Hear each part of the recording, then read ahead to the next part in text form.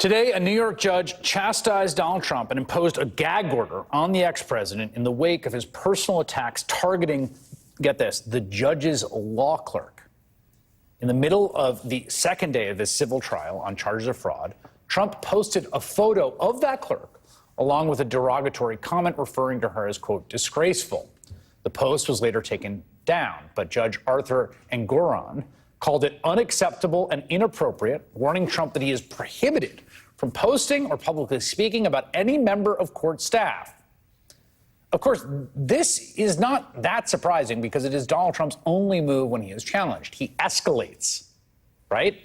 Right now, the ex-president is on trial in Manhattan in the civil suit about his business practices. He's set to go to trial early next year in two more civil cases, a defamation and a class action suit. He has been indicted on 91 criminal charges across 4 more cases and faces the possibility of living out the rest of his natural life behind bars, which is scary for anyone. And I think he's scared. So he's doing the one thing that he knows how to do, which is to go after his perceived enemies, raise the tension. And this is not just criticism. I mean, Trump is very clearly painting targets on the backs of the people he singles out. Like a clerk at this court? Think that clerk has security? What happens when that clerk is identified by the MAGA hordes? What Trump is doing here is deliberate. It is only going to get worse as the pressure on him increases. Danya serves as Deputy Attorney General for the state of New York, and she joins me now. Just take a step back. Forget we're not like in Trump world, okay? And I just described to you this happening, okay? Defendant in a civil suit goes into court and posts a picture of the judge's clerk with like derogatory comments mid-trial. What have you ever encountered that before? In my decades of practice on both sides of the aisle as a prosecutor and a defense lawyer, never seen anything like it. I hope to never again. What would happen? Exactly what happened today would happen. I mean, we have seen, as you said, a pattern of this with Trump. He's gone after judges, prosecutors, families of judges and prosecutors, children. This, to me, is a whole new level. This is a civil servant, a young woman who's done nothing other than sit by the side of a judge who drew this case. That's it. So I was not surprised to see the judge's reaction. We will see what happens if and when Trump breaks this gag order. Well, to me, also the gag order today, I was somewhat relieved to see it, but it's just so clear this is going to be, he's going to test and test and test and test in all these different venues and jurisdictions with all these other judges to see, like, what can I get away with? What will you let me get away with? I mean, the court said today in issuing the gag order, if pushed to it, I will impose more severe sanctions. Those can include contempt fines, and the judge has not hesitated to do that against this defendant in the past. It could include, on rare occasion, perhaps this one, if he continues down this path, could include imprisonment.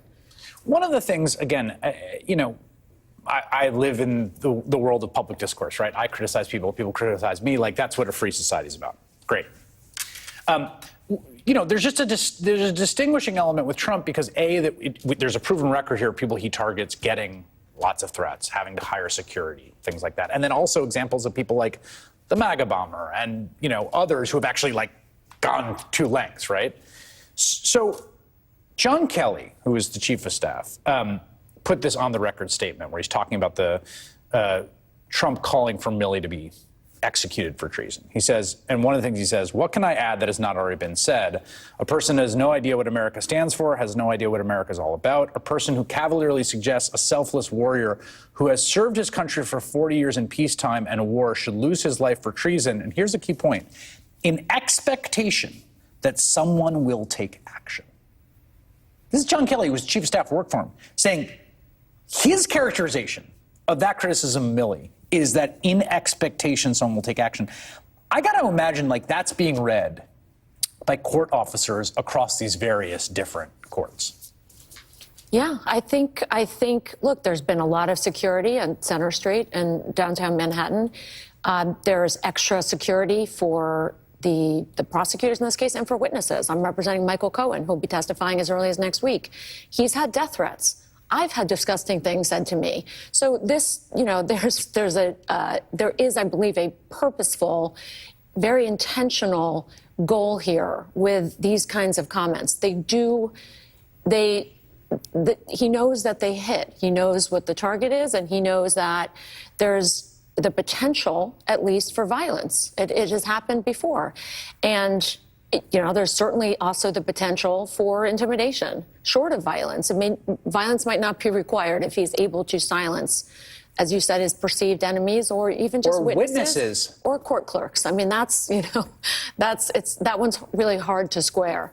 But that's, so I think he's gone a bridge too far for this judge, for sure. We're going to see. This is, I would predict this could be the first of a few gag orders. We're going to see what Tanya Chutkan has to say about it, too, in that federal district court. Danya Perry, it's always great to have you here. Thanks.